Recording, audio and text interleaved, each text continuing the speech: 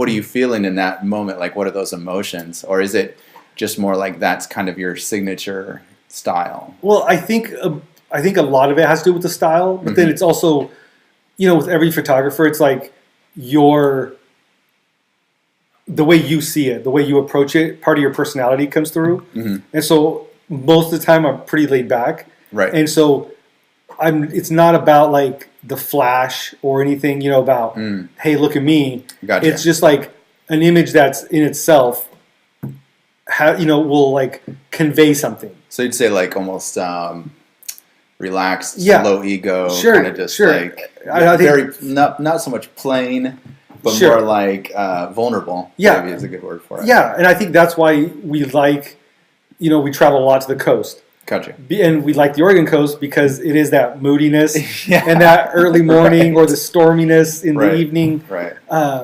And it's a beach where you don't go with a swimsuit. No, you're fully dressed. Yeah. No, so that's where it's like, I think part of that is that low-key style. And even like with my headshot clients and portrait clients, I usually interact with them in just like kind of a low-key way because I don't want them to be stressed out for being in the situation they're in, where they're having to get headshots where it might not be their favorite thing. Right. And one of the biggest thing I always hear is, I never look good in photos. That's, everybody tells me that. Right. And so then it's like that kind of puts, not so much anymore, but it used to put a lot of pressure on me because then I was like, okay, great, now I got to make this person look good. Yeah. And there's no way to make this guy look good. Right. But usually, you can, with lighting and trickery, you can usually get it to look pretty good. And I think that's where even I shoot a lot of monochrome, a lot of black and white, just because we every day see in color. And so you have certain things that in a photo will distract you